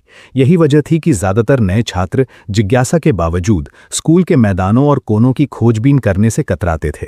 बुरी तरह डरा हुआ होने के बावजूद ली हान ने अपनी हिम्मत जुटाई और बेसमेंट की ओर बढ़ना शुरू किया। वो अभी खुद को संभाल ही रहा था कि तभी वो सन की हेडमास्टर अचानक उसके पीछे प्रकट हो गया। ली हान डर के मारे उछल पड़ा और पागलों की तरह घबरा गया। खुद को शांत करने के बाद ली हान ने अपनी चिड़चिड़ाहट को छिपाया और चापलूसी भरे अंदाज में हेडमास्टर को ग्रीट किया। उसने बताया कि वो बेसमेंट की क्लास में जा रहा है और पूछा कि क्या हेडमास्टर के पास उसके लिए कोई सलाह है। हेडमास्टर ने बिना किसी लाग लपेट के साफ कह दिया कि उसके पास कोई सलाह वलाह नहीं है। जले पर नमक छिड़कते हुए उसने वादा किया कि अगर कल ली हान की लाश मिली तो वो उस पर फूल जरूर चढ़ाएगा। ली हान ने गुस्से में अपने दांत पीसे पर एक नकली मुस्कान बनाए रखी। वो हेडमास्टर को यह खुशी नहीं देना चाहता था कि वो अपना आपा खो चुका है। हेडमास्टर से पीछा छुड़ाकर ली हान अंडरग्राउंड फैसिलिटी के पहले लेवल पर उतरा। उसकी उम्मीदों के विपरीत वहां के गलियारे बिल्कुल सामान्य थे। जब वो क्लासरूम के गेट पर पहुंचा तो उसने 2 छात्रों को बात करते सुना। एक पल के लिए उसे राहत मिली कि वो अकेला नहीं है, पर वो राहत भी धुएं की तरह उड़ गई। जैसे ही उन छात्रों को एहसास हुआ कि वे गलती से basic magic combat repetitive class में आ गए हैं, वे गालियां बकते हुए वहां से भाग निकले कि कौन बेवकूफ होगा जो ऐसी क्लास लेगा। ली हान की उम्मीदें टूट गईं, पर उसने साहस बटोरकर दरवाजा खोला और अंदर कदम रखा। क्लासरूम में सिर्फ 3 छात्र थे और हर किसी की डेस्क पर एक नीली ऊर्जा वाली गेंद रखी थी। ली हान को थोड़ी उम्मीद जागी, पर गौर से देखकर उसे समझ आ गया कि बाकी 2 छात्र भी जल्द ही वहां से भागने वाले हैं। उसने अपनी डेस्क पर रखी नीली गेंद को देखा और सोचने लगा कि ये क्या बला है।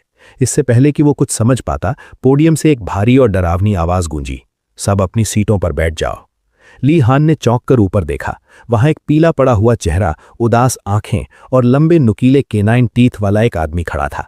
ली हान भांप गया कि यह बंदा पक्का एक वैम्पायर है। उस आदमी ने अपना परिचय ब्लडी ग्रेग के रूप में दिया, जो उस क्लास का प्रोफेसर था, और इसी के साथ लेक्चर शुरू हुआ। प्रोफेसर ग्रेग ने विस्तार से समझाया कि उनकी डेस्क पर रखी वो नीली ऊर्जा वाली गेंद स्पिरिट स्टार स्टोन से बनी है। ये एक ऐसी मेटल है जो माना के प्रति बेहद संवेदनशील है। जैसे जैसे नक्षत्र अपनी दिव्य शक्ति छोड़ते हैं, ये पत्थर उसे सोख लेते हैं और खुद को रूपांतरित कर लेते हैं। क्लास को डेमो देने के लिए ग्रेग ने सभी छात्रों को अपना माना उस ऑर्ब के भीतर डालने का निर्देश दिया। ली हान एक पल के लिए हिचकिचाया। उसे अपनी काबिलियत पर शक था, क्योंकि इल्यूमिनेट स्पेल के दौरान उसे नाको चने चबाने पड़े थे। लेकिन उसकी हैरानी का ठिकाना नहीं रहा जब उसने पहली ही कोशिश में सफलता पा ली। उसकी नीली गेंद बाकी स्टूडेंट्स की गेंदों के साथ हवा में तैरने लगी। इतनी आसानी से इसे कंट्रोल होता देख ली हान के दिमाग की बत्ती जली। उसे शक हुआ कि ये सिर्फ पत्थर के टुकड़े नहीं हैं, ये पक्का कोई आर्टिफैक्ट्स हैं। ऑब्स पर बने निशानों को गौर से देखकर वो इस नतीजे पर पहुंचा कि इन्हें खुद ब्लडी ग्रेग ने तैयार किया है। ली हान को याद आया कि ऐसे बढ़िया आर्टिफैक्ट्स बाजार में ऊंचे दामों पर बिकते हैं। पर इससे पहले कि वो अपनी अमीरी के सपने बुनता, क्लास में हंगामा मच गया। पपी जैसे कानों वाली एक लड़की का अपनी गेंद पर से कंट्रोल खो गया। वो नीली गेंद पूरे कमरे में पागलों की तरह जूम करने लगी। बाकी स्टूडेंट्स अपनी जान बचाने के लिए इधर उधर छिपने लगे। उन्हें डर था कि कहीं वो ऑर्ब छत ना फाड़ दे। ग्रेग ने बड़े ठंडे अंदाज में उन्हें दिलासा दिया कि ऑर्ब उनकी इच्छा शक्ति से जुड़ा है और इसे कंट्रोल किया जा सकता है। सौभाग्य से प्रोफेसर ने पहले ही उन गेंदों पर एक बाइंडिंग स्पेल लगा दिया था, ताकि वे दीवारों या छत को नुकसान न पहुंचा सके। उस लड़की ने राहत की सांस ली ही थी कि तभी वो ऑर्ब छत से टकराकर वापस आया और सीधा उसके पेट में जा लगा। ग्रेग ने बड़ी बेरुखी से एक बात और जोड़ दी, देखो भाई, मेरा स्पेल इस कमरे की हिफाजत करता है, तुम्हारी नहीं। तो अपनी हड्डियों का ख्याल खुद रखना, और हां, ऑर्ब को मत तोड़ देना। उस लड़की के दर्द को पूरी तरह इग्नोर करते हुए ग्रेग ने अगला टास्क दिया, ऑर्ब्स को फिर से हवा में उड़ाओ और उनसे एक परफेक्ट सर्कल बनाओ। ली हान समझ गया कि प्रोफेसर ग्रेग कोई नरम दिल इंसान नहीं, बल्कि एक बेहद डिमांडिंग और कड़क प्रोफेसर है। ये टास्क दिखने में जितना आसान था, करने में उतना ही टेढ़ा। वो अभी संघर्ष ही कर रहा था कि तभी एक दूसरे छात्र ने सर्कल बना लिया और खुशी खुशी प्रोफेसर को आवाज दी। ग्रेग ने उसकी तारीफ करने के बजाय ठंडे स्वर में कहा, बहुत बढ़िया, अब इसे दोबारा करो।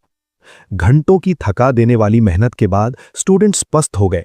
ली हान ने आखिरकार तंग आकर पूछा, सर, हमें रुकने की इजाजत कब मिलेगी? ग्रेग को इस सवाल पर थोड़ी हैरानी हुई। फिर उसने सपाट लहजे में जवाब दिया, जब तक एक परफेक्ट सर्कल नहीं बन जाता, तब तक तुम नहीं रुक सकते। ये सुनते ही 2 लड़कों ने बाथरूम जाने का बहाना बनाया। ग्रेग ने उन्हें जाने दिया, पर वे ऐसे भागे कि वापस मुड़कर नहीं आए। उनकी नीयत भांपते हुए वो पपी कानों वाली लड़की भी लड़खड़ाते हुए उनके पीछे भागी, पर थोड़ी दूर जाकर वो बेहोश हो गई। ली हान को पहले लगा कि शायद वो नाटक कर रही है, पर जब उसने पास जाकर चेक किया तो पता चला कि वो सच में मैना एग्जॉस्शन की वजह से बेहोश हो चुकी थी। जब उसने प्रोफेसर को इन्फॉर्म किया तो उन्होंने बड़े कैजुअल अंदाज में कहा, कोई बात नहीं, होश में आते ही इसे फिर से सर्कल बनाने को कहना। ली हान समझ गया कि अब इस क्लास में वो अकेला बचा है और उसे अपनी किस्मत को स्वीकार करना ही होगा। प्रैक्टिस के दौरान ली हान ने पूछा कि इस क्लास में नंबर यानी ग्रेड्स कैसे मिलते हैं। ग्रेग ने समझाया, चाहे कितने भी स्टूडेंट्स आएं, ग्रेड्स हमेशा रैंकिंग के आधार पर मिलते हैं। ये सुनते ही ली हान के चेहरे पर मुस्कान आ गई। अबे भाई, ये तो वही क्लास है जिसकी मुझे तलाश थी, उसने सोचा। अगर क्लास में कोई और है ही नहीं तो वो खुद ही नंबर 1 रहेगा। उसे वैसे भी ऐसे रेपिटेटिव और दोहराव वाले काम पसंद थे। दूसरी ओर ब्लडी ग्रेग मन ही मन ली हान के फैसले से काफी प्रभावित था। सालों से उसे आदत हो गई थी कि छात्र पहले लेक्चर के बाद क्लास छोड़कर भाग जाते थे।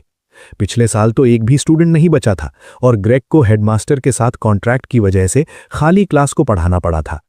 वो अकेला प्रोफेसर रोज खाली हॉल में इस उम्मीद में बैठा रहता था कि कोई तो आएगा जो उसे जीने का मकसद देगा। आज ली हान वार्डनस ने उसकी उस उम्मीद को सच कर दिया था। ग्रेग को समझ आ गया था कि भले ही ली हान कम उम्र का दिखता हो, पर उसकी समझदारी और मैच्योरिटी किसी बड़े उस्ताद जैसी है। करीब 1 घंटे बाद क्लास खत्म हुई। ली हान बाहर निकला और बाथरूम के पास अपने दोस्तों योनर और गैंडो से मिला। उसने उन्हें क्लास में शामिल होने के लिए मनाने की कोशिश की। अरे भाई, बहुत आसान क्लास है, बस एक कांच की गेंद में माना डालना है और गोले बनाने हैं, फ्री के नंबर मिल रहे हैं, चल लो। गैंडो को दाल में कुछ काला लगा। उसने पूछा, अच्छा गोले बनाने के बाद क्या होता है? ली हान ने मासूमियत से कहा, वो तो प्रोफेसर ने अभी तक नहीं बताया। ये सुनते ही योनेर और गैंडो के कान खड़े हो गए। उन्हें शक होने लगा कि कहीं वो प्रोफेसर कोई फ्रॉड तो नहीं है जो उनके माना का इस्तेमाल अपने किसी गुप्त काम के लिए कर रहा है। ली हान ने अपने दोस्तों की चिंताओं को झटकते हुए बड़े ही व्यवहारिक अंदाज में कहा, अरे भाई, प्रोफेसर असली है या नकली इससे मुझे क्या लेना देना। जब तक वो मुझे अच्छे ग्रेड्स की गारंटी दे रहा है तब तक सब बढ़िया है। उसकी ये प्रैक्टिकल सोच देखकर योनेर दंग रह गई। अब उसे ली हान एक ऐसा शख्स लगने लगा था जो काम की चीज के अलावा और कुछ सोचता ही नहीं। ली हान ने साफ कह दिया कि अगर उन्हें नहीं आना तो कोई बात नहीं, पर उसे अब अपनी अगली क्लास के लिए निकलना होगा। जब योनेर और गैंडो ने पूछा कि अगली क्लास कौन सी है तो ली हान ने बड़े उत्साह के साथ बताया, बेसिक स्वॉर्ड्समैनशिप यानी बुनियादी तलवारबाजी। ये सुनकर दोनों दोस्त एकदम सुन्न पड़ गए। मैजिक स्कूल में तलवारबाजी? अगले सीन में ली हान मुख्य इमारत के दक्षिणी front yard, southern front yard में खड़ा ये सोच रहा था कि क्या वाकई उसकी क्लास यहीं होने वाली है। जैसे ही उसने ट्रेनिंग ग्राउंड में कदम रखा, उसने वहां अपनी उम्मीद से कहीं ज्यादा व्हाइट टाइगर टावर के स्टूडेंट्स देखे। ये स्वाभाविक भी था क्योंकि उनमें से ज्यादातर योद्धा परिवारों से आते थे और तलवारबाजी में माहिर थे। उनके टैलेंट को देखते हुए ली हान ने अंदाजा लगाया कि वे इस क्लास को काफी गंभीरता से लेते हैं। ली हान अभी क्लास का मजा लेने की सोच ही रहा था कि तभी उसे अपने बारे में उड़ती उड़ती अफवाहें सुनाई देने लगीं। इस बार आवाज साफ थी। वे उसे ब्लू ड्रैगन टावर का वार्डनस कहकर पहचान रहे थे और ताना मार रहे थे कि शायद ये यहां अपनी नैनी से ट्रेनिंग लेकर आया है।